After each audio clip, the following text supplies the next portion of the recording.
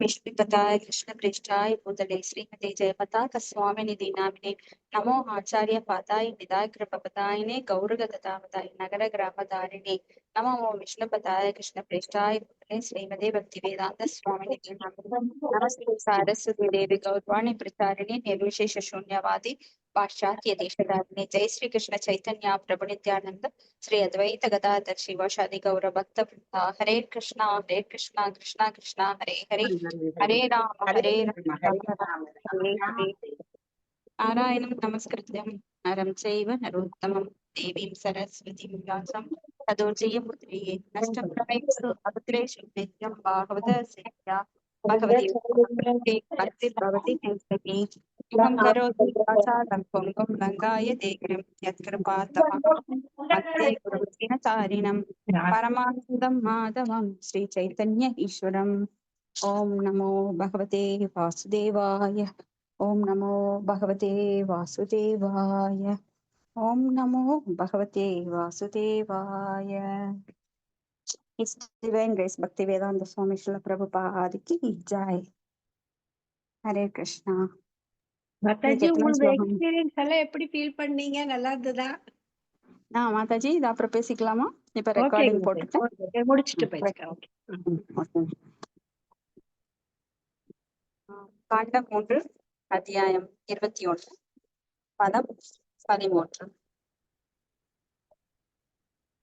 ऋषि उवाच सुष्टं पदात्याखिल सत्वरासे सांसिध्यम् अनोस्तव दर्शनान्न यद्दर्शनं जन्म प्रेष्ट्य सद्भिर् आसासते योगिनो रूढयोगाः படிக்கிறேங்க மாதாஜி. படிங்க.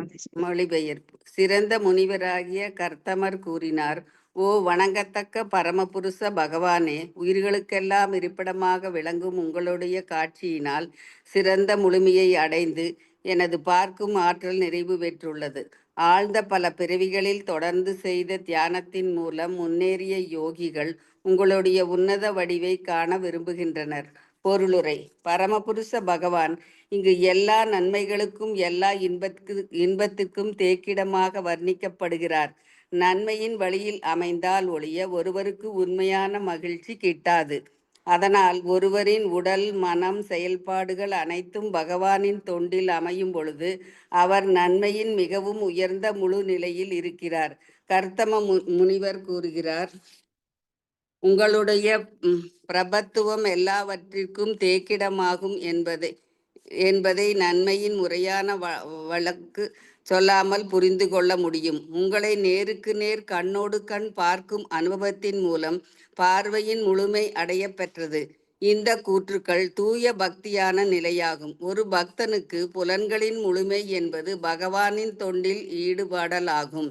பார்க்கும் ஆற்றல் பகவானின் அழகை பார்ப்பதில் ஈடுபடும் பொழுது முழுமையடைகிறது.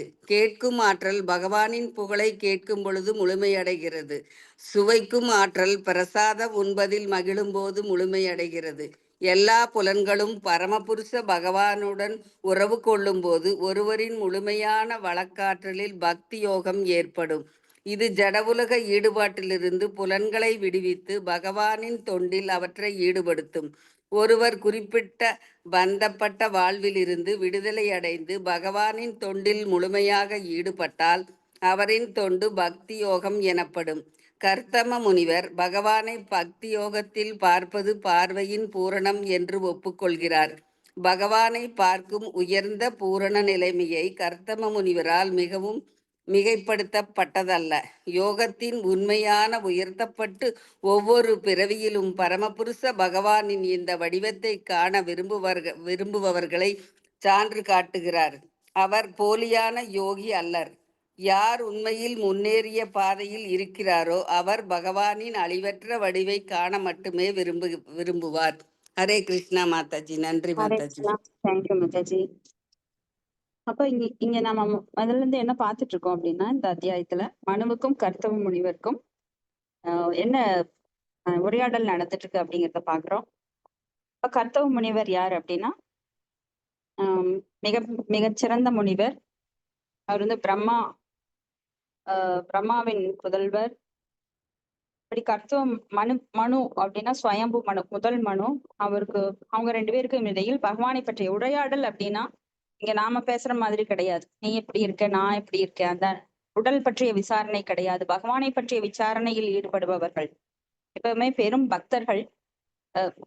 எப்பவுமே மகிழ்ச்சியா இருப்பதற்காக, மகிழ்ச்சி தான் எல்லாருமே தேடிட்டு இருக்கோம். அந்த ஜட உலகில இங்க மகிழ்ச்சி கிடைக்காது. அப்போ அந்த மகிழ்ச்சி கிடைக்கும்னா ஜட உலகில் கூட பகவானின் பற்றிய பேச்சில் ஈடுபடுவதுதான் நம்மளுக்கு மகிழ்ச்சி அளிக்கும்.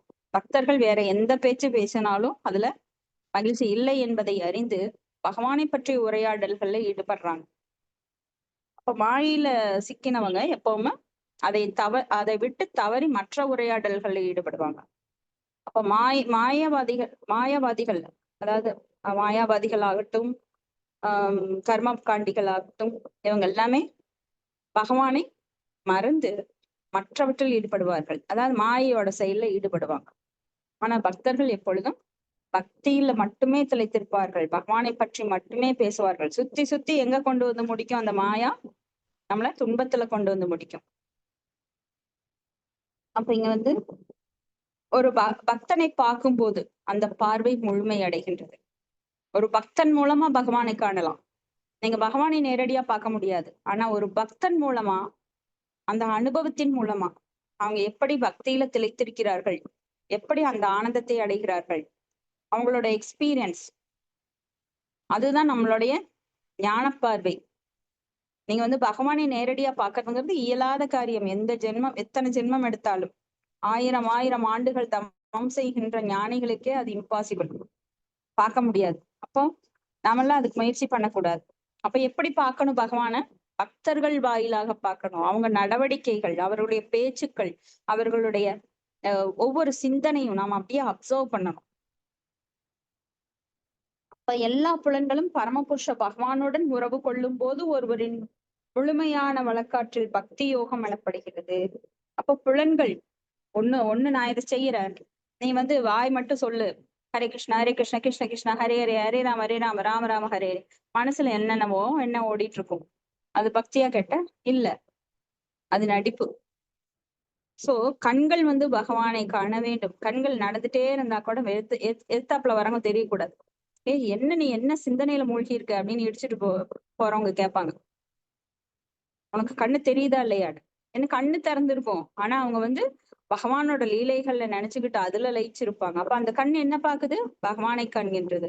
காது என்ன கேட்கின்றது? அவர் புகழை கேட்கின்றது. நாமத்தை கூறும்போது அவர் நாமத்தை கேட்கின்றது. வாய் என்ன சொல்லுது? நாமத்தை சொல்லுது. சாப்பிடும் போது பிரசாதத்தை சாப்பிடுது. அப்ப கை என்ன பண்ணுது? பகவானுக்கு சேவை செய்வதற்காக அந்த மாலை உருட்டிட்டு இருக்கு. இல்லைன்னா பகவானுக்கு சேவை செய்வதற்கு எத்தனையோ சேவைகள், கூட்டுறது, துவைக்கிறது, தொடைக்கிறது, வீடு கூட்டுறது, துவைக்கிறது கூட பகவானுக்காக. வீடு நல்லா இருக்கணும், நீட்டா இருந்தாதான் பகவான் இங்க குடியிருப்பார். அப்ப அதை தொடைப்பாங்க. ஏன்னா பகவான் இங்க வந்து விளையாடுறாரு. ஒரு குழந்தைய வாத்சல்ய பாவத்திலேயோ இல்ல எந்த பாவமானாலும் பகவான் அங்க இருக்கார். ஒவ்வொருத்தர் வீட்லயும் கிருஷ்ணரோட போட்டோ இருக்கும். அப்ப வந்து அவர் வந்து சூட்சுமமாகத்தான் இருக்கிறார், ஸ்தூலமா நம்மள மாதிரி கிடையாது. அவருக்கு ஆன்மீக உடல் இருக்கிறது, நம்மளுக்கு பௌதிக உடல் இருக்கு. ஆனா ஆன்மீக கண்கள் கொண்டுதான் அவரை பார்க்க முடியும். பிரேமேஞ்சன பக்தி பிரேமேஞ்சன பக்தி ஹிருதயேஷு விலோகயந்தி எம் சியாம சுந்தரம் அப்படின்னு சொல்லி பகவானை லோச்சனேன, அந்த பிரேமேஞ்சன பிரேமையின் மைப்பூசப்பட்ட கண்களால் மட்டுமே பகவானை காண முடியும். ஒருவரின் முழுமையான வழக்காற்றில் இதுதான் பக்தி யோகம் சொல்லப்படுது. இந்த ஜட உலக ஈடுபாட்டிலிருந்து புலன்களை விடுவித்து பகவானின் தொண்டில் அவற்றை ஈடுபடுத்தும் ஒருவர் குறிப்பிட்ட பந்தப்பட்ட வாழ்வில் இருந்து விடுதலை அடைந்து பகவானின் தொண்டில் முழுமையாக ஈடுபட்டால் அவரின் தொண்டு பக்தி யோகம் எனப்படும். பக்தி யோகம்னா எனக்கு ஆரம்பத்துல என்னன்னே தெரியாது. பக்தி யோகம்னா என்ன அப்படின்னு. அவருக்கு பக்தி யோகம்னா அவருக்கு செய்யணும், எங்க போய் செய்யறது அப்படின்னு எல்லாம் நான் கேட்டிருக்கேன், சந்தேகம் கேட்டிருக்கேன். அந்த அளவுக்கு அறிவிலியா இருந்திருக்கேன், அறிவற்றவளா இருந்திருக்கேன். இப்போ பக்தி யோகம் அப்படின்னா அவரது நாமத்தை சொல்றதும் பக்தி யோகம்தான், அவரை கேட்கறதும் பக்தி யோகம்தான், அவருக்காக செய்யும் அனைத்து செயல்களும் பக்தி யோகம்தான். சோ என்ன பகவானுக்காக செய்ய வேண்டும், பகவானுக்காக கொடுக்க வேண்டும், பகவானுக்காக தவத்தில் எந்த தவத்தை செய்கிறாயோ, எதை கொடுக்கிறாயோ, எதை உண்கின்றாயோ, எதை பெறுகின்றாய், எல்லாம் பகவானுக்காக செய். எத் கரோசி எத் யாசி எத் தபசி கௌந்தேய தத் குரு மத்த அர்ப்பணம் அப்படின்னு எதையெல்லாம் செய்கிறாயோ அதையெல்லாம் பகவானுக்காக செய். இப்ப யார் உண்மையில் முன்னேறிய பாதையில் இருக்கிறாரோ அவர் பகவானின் அழிவற்ற வடிவை காண மட்டுமே விரும்புவார். ஏன்னா அதுதான் பேரின்பம். இங்கெல்லாம் நாம இன்பம்னு சொல்லிட்டு ஈடுபடுற செயல்கள் எல்லாம் திருப்பி நம்மளுக்கு துன்பத்தை தரக்கூடியவை. நாம எதையெல்லாம் மகிழ்ச்சின்னு நினைச்சு இந்த உலகத்துல செய்யறோமோ உண்மையில அந்த செகண்ட் சிரிப்போம், அப்புறம் அதுவே நம்மளுக்கு திருப்பி அடிக்கும். ஒரு டிவி வாங்குவோம், அந்த டிவில மோசமான காட்சிகளை எல்லாம், சண்டை காட்சிகள், ஒருத்தருக்கு ஒருத்தர் பொறாமை, கள்ளம், கபடம், நியூஸ் சேனல்ஸ் எல்லாம் முதல்ல ஒண்ணுதான் இருக்கும். ஆகாசவாணி அப்படின்னு ஏதோ கவர்மெண்ட்ல ஒரு நியூஸ் சொல்லுவாங்க, அது உண்மையா இருந்தது. ஆனா இப்ப இருக்கிற நியூஸ் சேனல்ஸ் போட்டி போட்டு எவ்வளவு கன்றாவியா மக்களை கவரும்படியா நியூஸ் சேகரிச்சு சொல்ல முடியுமோ, கட்சிக்கு தகுந்த மாதிரி ஒவ்வொரு கட்சியும் ஒவ்வொரு நியூஸ் சேனல் தொடங்கிட்டாங்க. அதையெல்லாம் பார்த்தா மக்களுக்கு குழப்பத்துக்கு மேல குழப்பம். இவன் நல்லவனா, அவன் நல்லவனா, இவன் சொல்றது நல்லதா, இவன் சொல்றது உண்மையா, அவன் சொல்றது உண்மை, இப்படி பல குழப்பங்களுக்கு உள்ளாகப்படுவோம். இன்னொன்னு, டிவி மட்டும் இல்ல, மற்ற எந்த இதை எடுத்துக்கிட்டாலும் நம்மளுக்கு அபாயத்தில் கொண்டு போக விடக்கூடியவை. வீடு பெருசா கட்டுறாங்க, கடைசியில 4 ஆள் போடுறாங்க, அந்த ஆளுக்கு இவங்க அடிமையாயிடுறாங்க. ஆள் இல்லாம வீட்டுல ஒண்ணும் நகராது. அவ்வளவு பெரிய வீட்டை அவங்களால கூட்டி தொடச்சு வாழ்க்கை ஃபுல்லா அதுக்காகவே அந்த செங்கல்ல சிமெண்ட்ல கட்டுறாங்க. அதை துடைக்கிறக்கே பணக்காரங்களுக்கு பெரிய ஒரு பேர்டனா இருக்கும். பாரத்தை அவங்களே அவங்க முதுகுல தூக்கி போட்டுக்கிறாங்க. அளவான வீடு கட்டி அதுல பகவானை குடி வச்சு அளவா வாழ்ந்துட்டு போறாங்க. அதெல்லாம் இன்னைக்கு கிடையவே கிடையாது. பெரிய பெரிய வீடு கட்டுறதுதான் ஒரு பெரிய பெருமைன்னு நினைக்கிறாங்க. இப்படி எத்தனையோ வழிகள்ல மக்கள் அவங்களே ஒரு வலைய போட்டு சிக்கிக்கிறாங்க அந்த வலைக்குள்ள. இதுதான் மாயை. அடுத்தவர்களுக்காக வாழ்வது. அவங்களுக்காக யாராவது வாழ்றோமா? ட்ரெஸ் யாருக்காக போடுறோம்? மற்றவர்களை கவருவதற்காக. அவங்களுக்கு பிடிக்குதோ இல்லையோ அடுத்தவங்களுக்கு பிடிக்கணும், கண்ணுக்கு உறுத்துற மாதிரி இருக்கணும். இப்படி ஒவ்வொன்றும் சொல்லிட்டே போலாம். அப்ப பகவானுக்காக வாழ்வது எளிமையான வாழ்க்கை. அளவான வீடு கட்டி அளவா மகிழ்ச்சியோட பகவானை உள்ள இருத்தி வாழ்ந்தோம் என்றால் அதுதான் உண்மையான ஆனந்தம். ஆனா நாம ஆனந்தம் நினைக்கிறது எதுவுமே நமக்கு உதவாது. அரசியல் செல்வாக்கோ, நம்மளுடைய சொத்தோ. உயிர் போறப்போ டாக்டரே சொல்றாரு, நான் எல்லாம் பார்த்துட்டேங்க, கடைசியா நீங்க கடவுளை வேண்டிக்கங்க, என்னால முடிஞ்சதெல்லாம் செஞ்சுட்டேன் அப்படின்னு கைவிட்டுட்டு போயிடுறாரு. நிறைய பேருக்கு இது ஆப்போசிட்டா நடக்கும். அவர் கைவிட்டவங்க பிழைச்சிருக்காங்க, அவர் பிழைக்கவே மாட்டார் அப்படின்னு சொல்றவங்க பிழைச்சிருக்காங்க. ஆனா அவர் இப்ப நான் இன்னும் கொஞ்ச நாளைக்கு நல்லா இருப்பார், நான் அவங்க பொட்டுன்னு போயிடுவாங்க. அப்போ இது யாரால் நிர்ணயிக்கப்படுகிறது? கடைசியில பகவானாலேயே. இந்த ஞான சக்ஷு எல்லாருக்கும் இருந்தது அப்படின்னா பக்தியில முன்னேறலாம். அடுத்தது பதம் 14. ஏ மாயையா தேஹத மேதசஸ் தத்வத் பாதாரவிந்தம் பவசித்து போதம் வாசதே காமலவாய தேஷாம் ரசூஷ காமான் நிறையே பீயேஷு. படிக்கிற மாதாஜி. ஹரே கிருஷ்ணா. ஹரே கிருஷ்ணா. தோத்து வழங்கியவர் தேவி திராச பக்தி வேதாந்த சுவாமி பிரபுபாதர்க்கு ஜெய். உங்கள் தாமரை பாதங்கள் இம்மையில் அறிவின்மை என்னும் கடலை கடக்க உதவும் உண்மையான படகாகும். மயக்கும் சக்தியால் தங்களின் அறிவு கூர்மை இழந்தவர் மட்டுமே புலன்களின் சாரமற்ற கனநேர இன்பங்களை அடைய விரும்பி அந்த பாதங்களை வணங்குவார்கள். இதை நரகத்தில் அலையும் மனிதர்களாலும் அடைய முடியும். என் பகவானே, அப்படிப்பட்டவர்களுக்கு கூட கருணை காட்டும் அளவுக்கு நீங்கள் கருணை படைத்தவர். பொருளுரை. பகவத்கீதையின் 7ஆம் அதிகாரத்தில் கூறப்பட்டது போல் இருவிதமான பக்தர்கள் உள்ளனர். ஜட உலக இன்பங்கள் விரும்புபவர்கள் மற்றும் வேறு எதையும் விரும்பாத பகவானுக்கு தொண்டு புரிவதில் விருப்பம் உள்ளவர்கள் நரக வாழ்வில் நிலைத்து பன்றிகளாலும் நாய்களாலும் ஜட உலக இன்பங்களை அடைய முடியும். பன்றி உண்டு உறங்கி முழுவதுமாக பாலுணர்வு வாழ்வை அனுபவிக்கிறது. ஜட உலக வாழ்வின் நரக இன்பத்தை அனுபவிப்பது மிகுந்த திருப்தி அடைகிறது. ஒருவருக்கும் புலன்கள் இருப்பதால் அவர் பூனைகள் நாய்களைப் போல முழு அளவுக்கு புலன்களை அனுபவிக்க வேண்டும் என்று இக்கால யோகிகள் அறிவுறுத்துகின்றனர். இருந்த போதிலும் யோக பயிற்சியை தொடர்ந்து செய்ய முடியும் என்று அறிவுறுத்துகின்றனர். கர்த்தம முனிவர் இங்கு இதை கண்டிக்கின்றார். நரக சூழலில் பூனைகளும் நாய்களும் இந்த ஜட உலக இன்பங்கள் கிடைக்கின்றன என்று அவர் கூறுகிறார். பகவான் மிக்க கருணை உள்ளவர். நரக இன்பங்களால் யோகிகள் என்று அழைக்கப்படுபவர்கள் திருப்தி அடைந்தால் அவர்கள் விரும்பும் ஜட உலக இன்பங்கள் அடைய எல்லா வசதிகளையும் கொடுக்கிறார். ஆனால் கர்த்தம முனிவரால் அடைந்த பரிபூர்ண நிலையை அவர்களால் அடைய இயலாது. நரகம் போன்ற தீய தன்மை படைத்தவர்களுக்கு பரிபூர்ண இறுதியை அடைவது என்றால் என்ன என்பது உண்மையில் தெரியாது. அதனால் நுகர்ச்சிக்காக வாழ்வின் உயர்ந்த குறிக்கோள் என்று நினைக்கின்றனர். ஒருவர் புலன்களை திருப்தி செய்யலாம் என்று அறிவுரை கூறுகின்றார். அதே சமயம் மந்திரத்தை உச்சரிப்பதன் மூலம் சில பயிற்சியின் மூலமும் பூர்ணத்தினையும் மிக எளிதாக பெற்றுவிடலாம் என்றும் கூறுகின்றனர். அப்படிப்பட்டவர்கள் இங்கு ஹத மேதச, அதாவது அழிந்த மூளை உள்ளவர்கள் என்று வர்ணிக்கப்படுகின்றனர். யோகத்தில் பூர்ணமளது தியானத்தின் மூலம் அவர்கள் ஜட உலக இன்பத்திற்கு ஆசைப்படுகின்றனர். பகவத்கீதையில் சிறு தெய்வங்கள் வழிபடுவர்களின் அறிவு கூர்மை கெட்டுவிட்டது என்று பகவானால் கூறப்பட்டுள்ளது. அதுபோல யார் ஜட உலக இன்பத்தை யோகத்தின் பயிற்சியால் பெற ஆசைப்படுகிறாரோ அவரின் அறிவு திறம் பாதிக்கப்படுகிறது. அவர் முதல் தர முட்டாள் என்று இங்கு கர்த்தம முனிவரால் கூறப்படுகிறது. உண்மையில் யோகத்தை அறிவு கூர்மையால் பயிற்சி செய்வர் எதற்கும் ஆசைப்படக்கூடாது. ஆனால் முழுமுதல் கடவுளை வணங்குவதன் மூலம் அறிவின்மை என்னும் கடலை கடந்த பகவானின் பாத கமலங்களை பார்க்க வேண்டும். பகவான் மிகவும் கருணை வாய்ந்தவர். இன்றும் அறிவு திறம் பாதிக்கப்பட்ட மனிதர்களுக்கு பூனைகள், நாய்கள் அல்லது பன்றிகளாக பிறக்க ஆசி வழங்குகிறார். அவை புலன் திருப்தி, சிற்றின்ப வாழ்வு இவற்றிலிருந்து கிடைக்கும் ஜட உலக இன்பத்தை அனுபவிக்கின்றன. பகவான் இந்த ஆசையை பகவத்கீதையில் உறுதிப்படுத்துகிறார். என்னிடமிருந்து ஒருவர் எதை பெற விரும்பினாலும் நான் அவர் விரும்புவதை அளிப்பேன். ஹரே கிருஷ்ணா மாதாஜி. நன்றி மாதாஜி. ஹரே கிருஷ்ணா. நன்றி நன்றி. இப்ப இந்த ஜட உலகம் உலகம் அப்படின்றது துக்காலயம் ஏற்கனவே நாம் பார்த்திருக்கோம். அப்ப இதுல இன்பத்தை அனுபவிக்க ஆசைப்படுபவர்கள் ஒரு மாய தோற்றத்தின் பிடியில நாய்களையும் பூனைகளையும் போல, பன்றிகளையும் போல. இப்ப நாய், பூனை, பன்றி, மற்ற விலங்குகள் எல்லாமே இந்த உலகத்துல குட்டி போடுது, இன்பம் அனுபவிக்கதான் நினைக்குது. ஒரு பன்றி என்ன நினைக்குதுன்னா, ஈவன் இந்திரன் கூட ஒரு சமயம் சாபத்தினால பன்றியா மாற்றப்பட்டார். அப்ப பன்றியோடைய உருவத்தில் இருந்துட்டு அவருக்கு சாபம் முடிஞ்சுது. அப்போ அங்க இருக்கிற தேவர்கள் எல்லாம் இந்திரனை திருப்பி கூப்பிடுறாங்க. இந்திரனே, தலைவன் இல்லாம இந்திரலோகம் வாடுது, தயவு செஞ்சு வாங்க அப்படின்னு கூப்பிடுறப்போ அவர் சொல்றாரு, இல்ல நான் இங்க இன்பமா இருக்கேன்.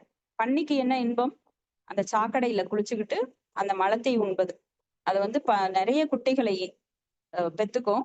அப்ப அந்த குட்டிகளோட வாழ்வது, அந்த சாக்கடையில வாழ்றது, அது ரொம்ப பேரின்பமா இருக்கும். அது போல மனிதர்கள் நினைக்கிறாங்க, இந்த ஜட உலகம் அப்படிங்கிற இந்த சுடுகாடு, இது என்னைக்குமே அந்த சுடுகாடு போற வழியில வர்ற வழியெல்லாம் நான் பார்ப்போம். அப்போ ஒருத்தர் இறந்துட்டா அந்த சுடுகாட்டுக்கு போவோம். சுடுகாட்டுல போய், அடடா நேத்து வரைக்கும் நல்லா இருந்தாரு, என் கூட காலையில கூட பேசினாருங்க, இன்னைக்கு மதியம் இப்படி இறந்துட்டாரு, அவர் ரொம்ப நல்லவர், இதுதாங்க வாழ்க்கை, நேத்து இருந்தவர் இன்னைக்கு காணுங்க. அப்படியே மயானத்துல போய் அந்த தத்துவம் பேசுவாங்க. அப்ப இந்த தத்துவம் அந்த சுடுகாட்டு கேட்டை விட்டு வெளியில வர்றவங்களுக்கு, வெளியில வந்தோடனே அவங்களுக்கு காணாம போயிடும். அந்த சுடுகாட்டுக்குள்ள அந்த பிணத்தை எரிக்கிற வரைக்கும் அவருக்காக ரொம்ப விசனப்படுவாங்க. வாழ்க்கையில இப்படி எல்லாமா, ஐயோ நேத்தா பிறந்த மாதிரிக்கு இன்னைக்கு போயிட்டாரே, அவ்வளவு செஞ்சாரே, அவ்வளவுதாங்க எல்லாம் வருவோம் அப்படிங்கன்னு எல்லாம் பேசுவாங்க, புரிஞ்சுக்குவாங்க.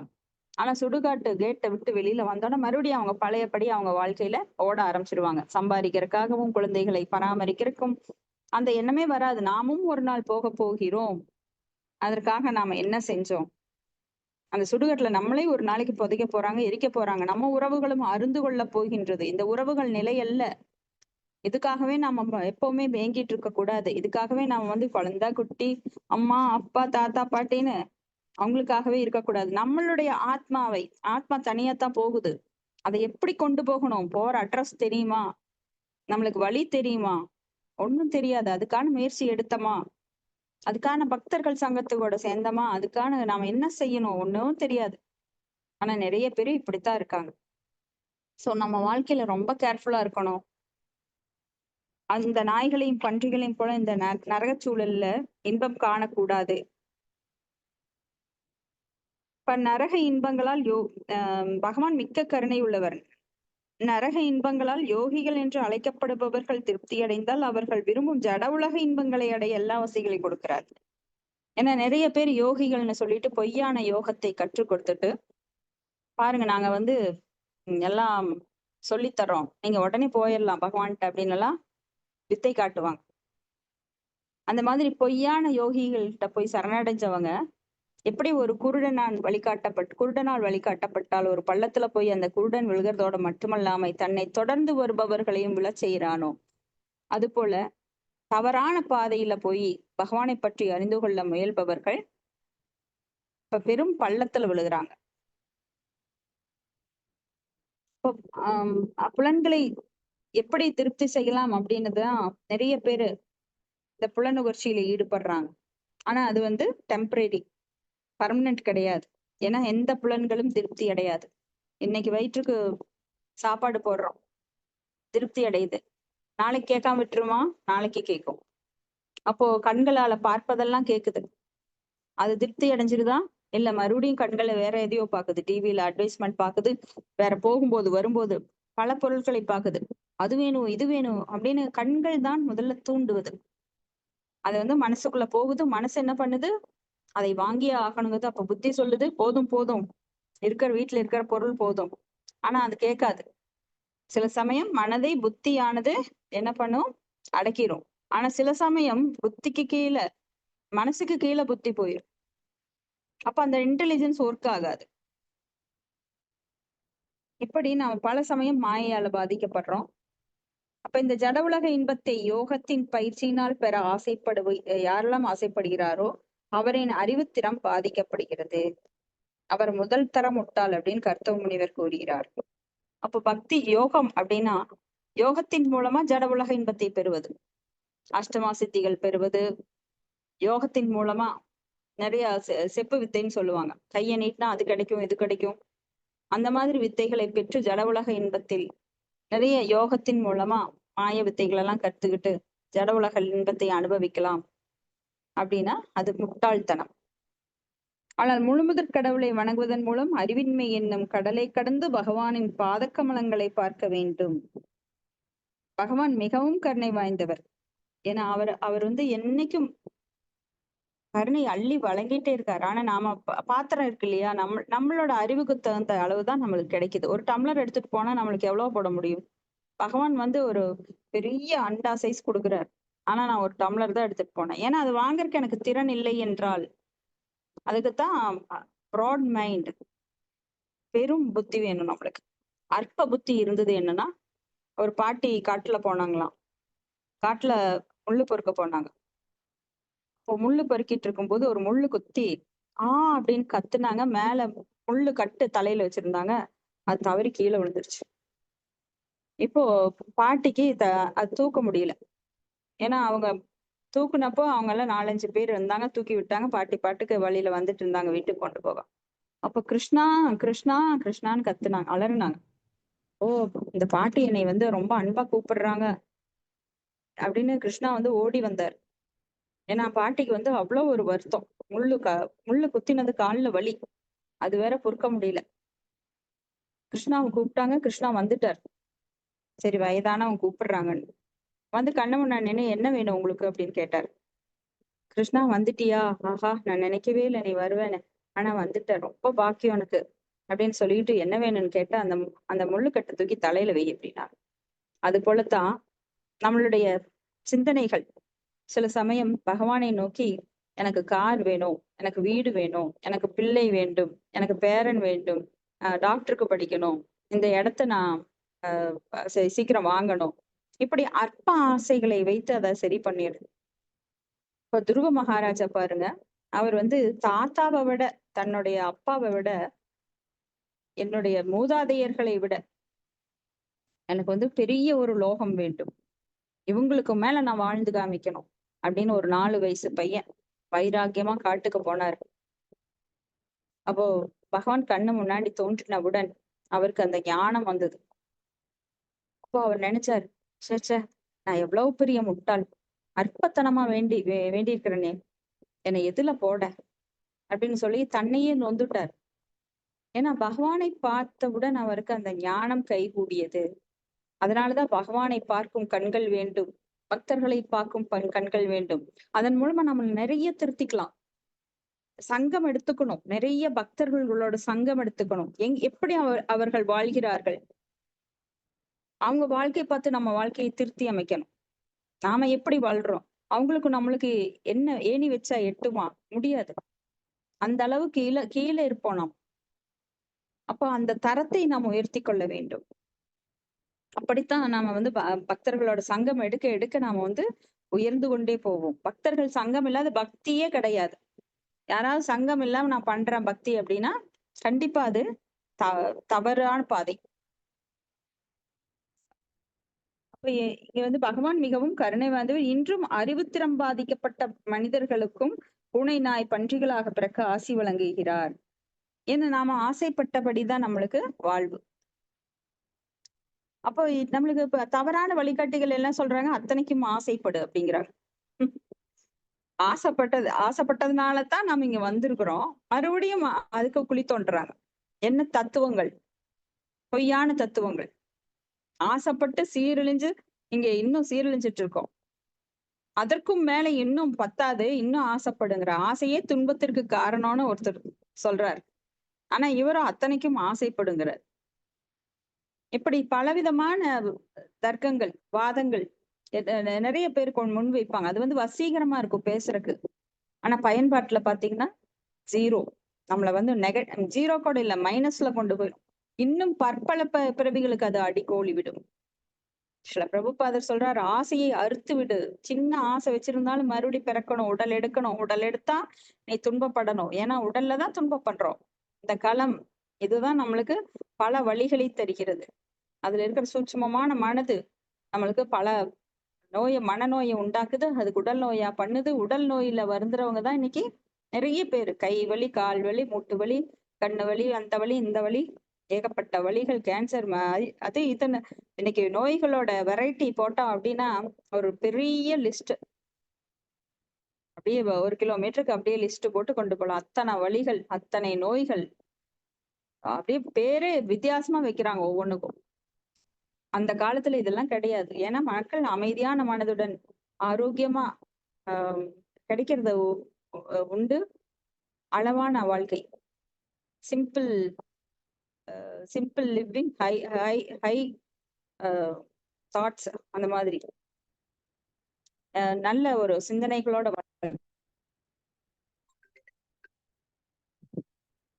பகவத்கீதையில கூட பகவான் சொல்றாரு, என்னிடம் ஒருவர் எதை பெற விரும்பினாலும் அவர் விரும்புவதை அளிப்பேன். பகவான் எதையுமே வேண்டேன் மறுக்கிறது கிடையாது. என்னை மட்டும் கும்பிடுன்னு சொல்றது கிடையாது. நீ என்ன கேட்கறியோ அதை. ஆனா பக்தி மட்டும் சீக்கிரமே கொடுக்க மாட்டார். ஏன்னா பக்தி கொடுத்தா அவர் வந்து பக்தனுக்கு அடிமை. அகம் பக்த பராதீனோ அப்படின்னு சொல்லி அவர் பக்தனுக்கு அடிமையாயிருவார். ஆனா கர்மகாண்டிகள் என்ன கேட்டாலும், செல்வம் வேணுமா இந்த எடுத்துக்கோ, பிள்ளை வேணுமா இந்த எடுத்துக்கோ, எது வேணும்னாலும், முக்தி வேண்டுமா அது கூட தர்றேன், ஆனா பக்தியை சீக்கிரம் தர மாட்டேன். அதனால பக்தர்கள் எப்பவுமே பக்தியை மட்டுமே வேண்டுவார்கள். பகவானே, உன்னிடம் அதிகமான அன்பை வளர்த்து கொள்ள எனக்கு வாய்ப்புத்தா, எனக்கு பக்தர்கள் சங்கத்தை தா. அப்படித்தான் நாம வேண்டணும். போய் அது வேணும் இது வேணும் அப்படின்னு வேண்டக்கூடாது. யாருக்கு எது கிடைக்குமோ அது தானாக கிடைக்கும். பதம் 15. ததா சசாகம் பரிபோது காமா சமானசீலம் கிரகமே ததேனும் அபேயீதவான் மூலம் அசேஷ மூலம் துராச்சய காம துகாங்கிருபஸ்ய. கரெக்ஷன் மாதாஜி. படிக்கிறேங்க மாதாஜி. படிங்க. மொழிபெயர்ப்பு. அதனால் இதே இயல்புள்ள ஒரு பெண்ணை மணந்து கொள்ள விரும்பி என் இல்லற வாழ்வில் நிறைவு தரும் அந்த பெண்ணாக விளங்கப் போகிறவளை கொண்டு என்னுடைய சிற்றின்ப ஆசையை திருப்தி செய்து கொள்ள நானும் உங்கள் பாத கமலங்களின் பாதுகாப்பை நாடினேன். அப்பாதங்களே எல்லாவற்றிற்கும் மூல காரணமாகும். ஏனென்றால் நீங்கள் ஆசையாக மரம் போன்றவர். பொருளுரை. பகவானிக்கு ஜட உலக நன்மைகளுக்காக அணுகுபவர்களை கண்டிப்பதையும் மீறி கர்த்தம முனிவர் அவருடைய ஜட உலக இயலாமையையும் ஆசையும் பகவானின் முன்பு சொல்வதன் மூலம் வெளிப்படுத்துகிறார். உங்களிடம் ஜட உலக பொருள் பற்றி எதுவும் கேட்கக்கூடாது என்று தெரிந்த போதிலும் நான் ஒழுக்கமான பெண்ணை மணந்து கொள்ள விரும்புகிறேன். ஒழுங்கை விரும்பும் என்னும் தொற்றுடன் மிகவும் குறிப்பிடத்தக்கது. முன்னாளில் ஒத்த ஒழுங்குடைய ஆண்களும் பெண்களும் மணந்து கொண்டனர். ஒத்த இயற்கையுடைய ஆணும் பெண்ணும் மகிழ்ச்சியடைய இணைந்தனர். 25 ஆண்டுகளுக்கு முன்னும் ஒருவேளை இப்போதும் கூட இந்தியாவில் பெற்றோர் ஆணுக்கும் பெண்ணுக்கும் உளவியல் நிலையில் உண்மையில் இவ்வளவு இணைவு உள்ளதா என்பதை அறிய ஜாதகத்தை பார்ப்பது உண்டு. இந்த ஆராய்வுகள் மிகவும் முக்கியமானவை. இப்பொழுது திருமணங்கள் அத்தகைய அறிவுரைகள் இல்லாமல் நடைபெறுகின்றன. அதனால் திருமணம் ஆனவுடன் விவாகரத்தும் பிரிவும் ஏற்படுகின்றன. முன்னாளில் கணவனும் மனைவியும் தங்கள் வாழ்நாள் முழுவதும் நிம்மதியாக சேர்ந்து இருந்தனர். ஆனால் இப்போதெல்லாம் இது ஒரு கடினமான பாரமாக காணப்படுகிறது. கர்த்தம முனிவர் குணவதியான பெண்ணை மனைவியாக அடைய விரும்பினார். ஏனென்றால் ஆன்மீக மற்றும் உளவியல் முன்னேற்றத்திற்கு உதவ மனைவி அவசியமானவள். ஒரு மனைவி மதம், பொருளாதார வளர்ச்சி, புலன் உணர்ச்சியில் உள்ள எல்லா ஆசைகளையும் நிறைவேற்றி விளைவை தருபவள். ஒருவருக்கு நல்ல மனைவி இருந்தால் அவர் மிகவும் அதிர்ஷ்டம் வாய்ந்தவராக கருதப்படுகிறார். ஜோதிடத்தில் சிறந்த செல்வம் மிகவும் நல்ல மக்கள் அல்லது நல்ல மனைவி உள்ள மனிதன் அதிர்ஷ்டம் வாய்ந்தவனாக கருதப்படுகிறான். இந்த மூன்றில் நல்ல மனைவி உள்ளவரே மிகவும் அதிர்ஷ்டம் வாய்ந்தவராக கருதப்படுகிறார். திருமணத்திற்கு முன்பு ஒருவர் குணவதியான மனைவியை தேர்வு செய்ய வேண்டும். புலன்களை திருப்தி செய்வதற்காக அழகினாலோ அல்லது பிற கவர்ச்சியான உறுப்புகளாலோ மகிழக்கூடாது. கலியுகத்தின் திருமணம் பாலுறவு வாழ்வை சார்ந்தே நடக்கும் என்று பாகவதத்தின் 12வது காண்டத்தில் கூறப்பட்டுள்ளது. பாலுணர்வில் குறைவு ஏற்படின் விவாகரத்து பற்றிய வினா எழும். கர்த்தம முனிவர் உமாதேவியிடமிருந்து அவருக்கான ஆசையை பெற்றிருக்க முடியும். ஏனென்றால் யாருக்காவது நல்ல மனைவி வேண்டுமெனில் அவர் உமாதேவியை வழிபட வேண்டும் என்று புனித நூல்களில் பரிந்துரைக்கப்பட்டுள்ளது. ஆனால் அவர் பரமபுருஷ பகவானை வழிபடவே விரும்பினார். ஏனென்றால் எல்லோரும் ஆசைகளுடன் இருந்தாலும் ஆசையற்று இருந்தாலும் விடுதலை பெற விரும்பினாலும் பகவானையே வணங்க வேண்டும் என்று பாகவதத்தில் பரிந்துரைக்கப்பட்டு உள்ளது. இந்த 3 வித மனிதர்களில் ஒருவர் ஜடவுலக ஆசைகளை திருப்தி செய்வதன் மூலம் மகிழ்ச்சி அடைய முயற்சிக்கிறார். மற்றொருவர் பகவானுடன் இணைவதன் மூலம் மகிழ விரும்புகிறார். பிறிதொருவர் முழுமையான மனிதன், பக்தன். அவர் பரமபுருஷ பகவானிடமிருந்து எதையும் பிரதிபலனாக விரும்புவதில்லை. அவர் மெய்யில் உள்ள தனது அன்பு தொண்டை அர்ப்பணிக்கவே விரும்புகிறார். எப்படியும் பகவான் எல்லோருடைய ஆசைகளையும் பூர்த்தி செய்வதால் எல்லாரும் பரமபுருஷ பகவானை வழிபட வேண்டும். பகவானை வழிபடுவதால் ஏற்படும் நன்மை என்னவென்றால், ஒருவர் ஜடவுலக இன்பத்திற்கு ஆசைப்பட்டாலும் கூட அவர் கிருஷ்ணரை வழிபட்டால் அவர் படிப்படியாக ஒரு தூய பக்தராக மாறி எந்தவித விருப்பமும் மற்றவராகி விடுவார். ஹரே கிருஷ்ணா மாதாஜி. தேங்க்யூ மாதாஜி. ஹரே கிருஷ்ணா. தேங்க்யூ மாதாஜி. இங்க கர்த்தவ முனிவர் ஒரு பெண்ணை விரும்ப பகவான்கிட்ட ஒரு வரம் கேட்கிறார். ஒரு நல்ல பெண் வேண்டும் அப்படின்னு. ஏன்னா இங்கே 3 விதமான பக்தர்கள் இருக்காங்க. ஒருத்தர் ஜட உலக இன்பங்களை அனுபவிப்பதற்காக பகவானை நோக்கி தன் பிரார்த்தனைகளை எப்பொழுதும் செலுத்துவார், பகவானை நாடுவார். ஆர்த்தோ அர்த்தாச்சி ஜிக்ஞாசு ஞானி பரந்தபன்னு நாம் படிக்கிறோம் இல்லைங்களா பகவத்கீதையில. அது மாதிரி மற்றொருவர் பகவானுடன் இணைவதன் மூலம் மகிழ்ச்சியை விரும்புகிறார். ஒருத்தர் ஜட உலக இன்பங்களை அனுபவிக்க விரும்பி அதை பெற்று அதுக்காக மகிழ்ச்சி அடைகிறார். இன்னொருத்தர் பகவானுடன் இணையவே விரும்புறார். அதாவது அவருடைய ஆசை பகவானே ஆகணும் அப்படிங்கிற ஆசை. இன்னொருத்தர் பகவானுக்கு பக்தி பண்றார். ஆனா பிரதிபலனாக எதையுமே எதிர்பார்க்கல. அந்யா அபிலாஷித சூன்யம், அந்த மாதிரி ஒரு பக்தி. அவர் மெய்யறிவுள்ள தனது அன்பு தொண்டை அர்ப்பணிக்கவே விரும்புகிறார். எப்படியும் பகவான் எல்லாருடைய ஆசைகளையும் பூர்த்தி செய்யறதுனால ஒருத்தர் பகவானே வழிபடணும். எல்லார் ஆசைகளையும் எல்லோருடைய ஆசைகளையும் பூர்த்தி செய்வது பரமபுருஷ பகவான் ஒருவரே. ஈவன் தேவர்களை வழிபடுபவர்களின் ஆசையை நிறைவேற்றுபவர் கூட பகவான் தான். ஏன்னா அவங்க இன்டைரக்டா தேவர்களை வழிபடலாம். ஆனா தேவர்கள் ஒண்ணும் செய்ய முடியாது. தேவர்கள்னால ஒண்ணுமே செய்ய முடியாது. ஏன்னா பகவானிடம் சக்தி பெற்றே அவர்களுக்கு அளிக்கிறார்கள். தானா கொடுக்கல, அவங்களுக்கு தானா சக்தி வரல. அதுவும் பரமபுருஷரிடம் இருந்துதான் வருகிறது. அதனால ஏன் நீங்க மூக்க சுத்தி தொடணும், தலையை சுத்தி தொடணும்? மூக்க நேராவே போலாமே. டைரக்டா ஒரு வழி இருக்கு, அதை விட்டுட்டு வேற வழியில போக வேண்டிய அவசியம் கிடையாது.